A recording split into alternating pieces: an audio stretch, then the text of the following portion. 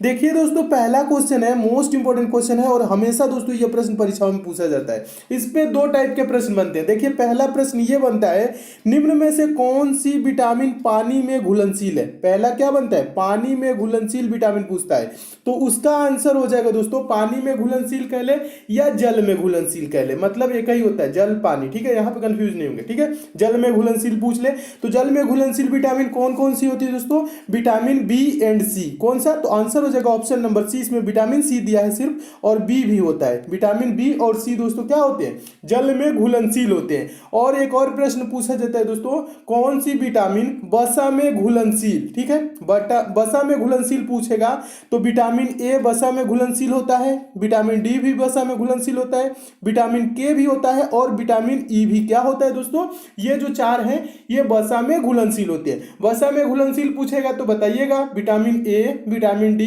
Vitamin के और vitamin E, ये क्या होते हैं दोस्तों, ये वसा में घुलनशील। और पानी में घुलनशील पूछ ले या जल में घुलनशील पूछ ले तो विटामिन बी और सी ये होते हैं जल में घुलनशील। तो दोनों प्रश्नों को दोस्तों आप जरूर याद रखिएगा, हमेशा ये परीक्षाओं में पूछे जाते हैं।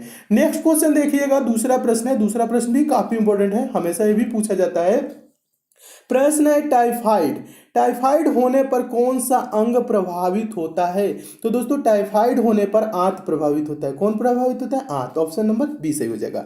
नेक्स्ट क्वेश्चन देखिए, मोस्ट इंपॉर्टेंट, बहुत बार परीक्षा में पूछा जा चुका है और हमेशा पूछा जाता है।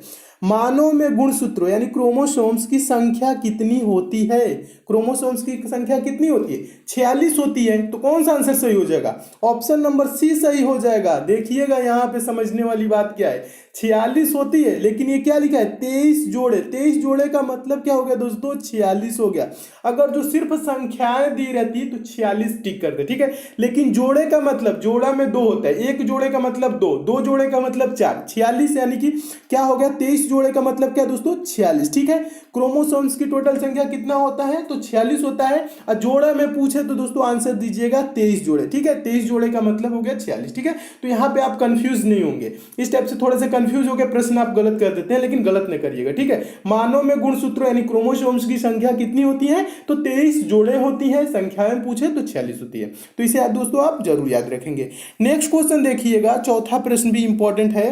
प्रश्न है, हमारे संविधान के किस भाग में राज्य के नीति निदेशक तत्व हैं। हमारे संविधान के किस भाग में राज्य के नीति निदेशक तत्व हैं। तो इसका दोस्तों आंसर हो जाएगा ऑप्शन नंबर बी, भाग 4। भाग 4 में क्या है दोस्तों, राज्य के नीति निदेशक तत्व। और पूछा जाता है दोस्तों मूल अधिकार किस भाग में है, तो उसे भी याद रखेंगे दोस्तों। भाग 3 में क्या है दोस्तों, मूल अधिकार। और भाग 2, भाग 2 क्या है दोस्तों, नागरिकता। नागरिकता का उल्लेख किसमें है दोस्तों, भाग 2। और भाग 1 में क्या है दोस्तों, संघ और उसका राज्य क्षेत्र। ठीक है, तो इन चारों ऑप्शनों को याद रखेंगे। एक बार और समझा देता हूं, भाग 4 क्या है, राज्य के नीति निदेशक तत्व। और भाग 3 आपका क्या है दोस्तों, मूल अधिकार। और भाग 2 क्या है दोस्तों, भाग 2 है नागरिकता। और भाग 1 क्या है दोस्तों, यह है संघ और उसका राज्य क्षेत्र। तो इसे भी याद रखेंगे दोस्तों। इसमें आपके 4 प्रश्न बन सकते हैं और चारों प्रश्नों को दोस्तों आप जरूर याद रखिएगा। नेक्स्ट क्वेश्चन देखिएगा, पांचवा प्रश्न है। पांचवा प्रश्न भी इंपॉर्टेंट है। प्रश्न है, गौतम बुद्ध ने अपना उपदेश जो धर्म चक्र परिवर्तन के रूप में जाना जाता है कहाँ दिया था। गौतम बुद्ध ने अपना उपदेश जो धर्म चक्र परिवर्तन के रूप में जाना जाता है कहाँ दिया था। तो इसका दोस्तों आंसर हो जाएगा ऑप्शन नंबर बी सही हो जाएगा, सारनाथ में। ठीक है, सारनाथ में अपना पहला उपदेश दिया था जो धर्म चक्र परिवर्तन के रूप में जाना जाता है। तो इसे भी याद रखेंगे। नेक्स्ट क्वेश्चन देखिएगा, छठा प्रश्न है। छठा प्रश्न भी इंपॉर्टेंट है दोस्तों। सारे प्रश्न ये सब परीक्षाओं में पूछे गए हैं और हमेशा पूछे जाते हैं, इसलिए सभी प्रश्नों को दोस्तों याद करते हुए चलिए। ठीक है, छठा प्रश्न क्या कह रहा है, सिंधु घाटी सभ्यता की खोज किसने की थी। तो सिंधु घाटी की सभ्यता दोस्तों ऑप्शन नंबर सी सही हो जाएगा, दयाराम साहनी ने की थी। 1921 में हड़प्पा की खुदाई कराकर उस पर सिंधु घाटी पे क्या किया, प्रकाश डाला। ठीक है, कब हड़प्पा की खुदाई कराई थी दयाराम साहनी ने, तो 1921 में, डेट भी याद रखेंगे। नेक्स्ट क्वेश्चन देखिएगा, सातवां प्रश्न। सातवां प्रश्न भी महत्वपूर्ण प्रश्न है। खजुराहो मंदिर का निर्माण किसने करवाया था। तो इसका आंसर क्या हो जाएगा, ऑप्शन नंबर डी, चंदेल वंश ने खजुराहो मंदिर का निर्माण कराया था। तो ऑप्शन नंबर कौन सा हो जाएगा, डी सही हो जाएगा। इसे भी याद रखेंगे।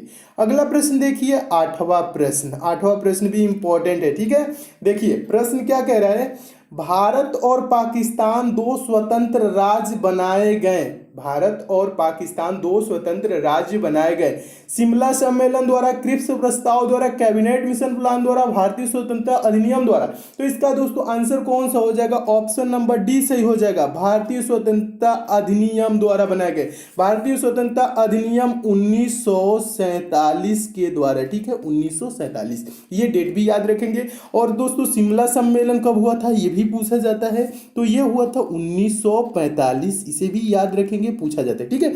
और क्रिप्स प्रस्ताव क्या था दोस्तों, ये कब हुआ था? तो क्रिप्स प्रस्ताव 1942, ठीक है, 1942, इसका भी डेट याद रखेंगे। Cabinet mission plan, cabinet mission योजना, ये भी पूछा जाता है दोस्तों। तो कैबिनेट मिशन बहुत बार पूछा जा चुका है, कैबिनेट मिशन योजना, ठीक है, यानी कैबिनेट मिशन प्लान, तो 1946 इसका हो जाएगा डेट, ठीक है। सभी डेटों को दोस्तों आप जरूर याद रखिएगा, हमेशा ये दोस्तों परीक्षाओं में पूछे जाते हैं, तो सारे डेट को आप नोट कर लीजिएगा और याद रखिएगा। नेक्स्ट क्वेश्चन देखिए, नौवां प्रश्न। नौवां प्रश्न भी काफी इंपॉर्टेंट प्रश्न है। देखिए प्रश्न है नौवां, भारतीय रेल राष्ट्रीय एकेडमी, भारतीय रेल राष्ट्रीय academy, national academy of Indian railways कहाँ स्थित है?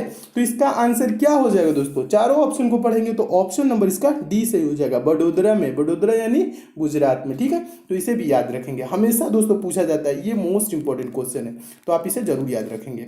नेक्स्ट क्वेश्चन देखिएगा, 10वां प्रश्न। 10वां प्रश्न भी इंपॉर्टेंट है, हमेशा ये भी पूछा जाता है परीक्षाओं में। प्रश्न है, निम्न चार वेदों में से किसमें बुराइयों और बीमारियों के निवारण हेतु जादू टोना एवं मंत्र का उल्लेख मिलता है? किस वेद में मिलता है दोस्तों जादू टोना एवं मंत्र का उल्लेख? तो इसका आंसर क्या हो जाएगा? ऑप्शन नंबर डी सही हो जाएगा, अथर्ववेद में मिलता है जादू टोना और मंत्र का उल्लेख, ठीक है। अथर्ववेद याद रखेंगे, ये भी प्रश्न दोस्तों मोस्ट इंपॉर्टेंट है, क्योंकि ये भी प्रश्न हमेशा परीक्षाओं में पूछा जाता है।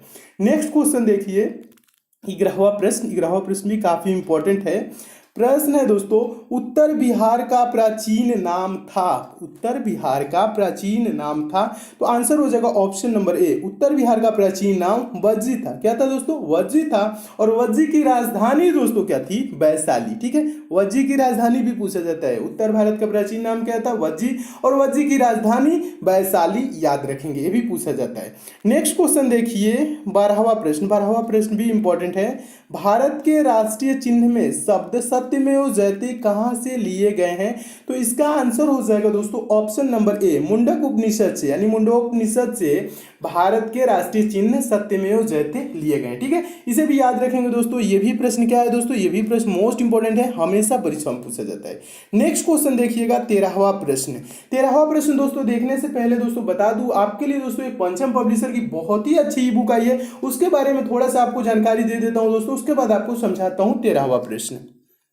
देखिए दोस्तों, ये पंचम पब्लिशर की ई बुक है दोस्तों, बहुत ही अच्छी ई बुक है दोस्तों। आपके आगामी जो भी परीक्षा होने वाले हैं, जैसे दोस्तों आप आरपीएफ की एग्जाम देंगे, SSC GD, UP police, SI, लेखपाल, रेलवे, एसएससी की कोई एग्जाम देंगे, या अदर दोस्तों कोई सा भी गवर्नमेंट एग्जाम देंगे, तो ये सभी परीक्षाओं के लिए दोस्तों इंपॉर्टेंट ई बुक है। इस ई बुक में दोस्तों उन प्रश्नों को शामिल किया गया है जो प्रश्न हमेशा आपके परीक्षाओं में पूछे जाते हैं, जो प्रश्न हमेशा रिपीट करते हैं दोस्तों। इस ई बुक में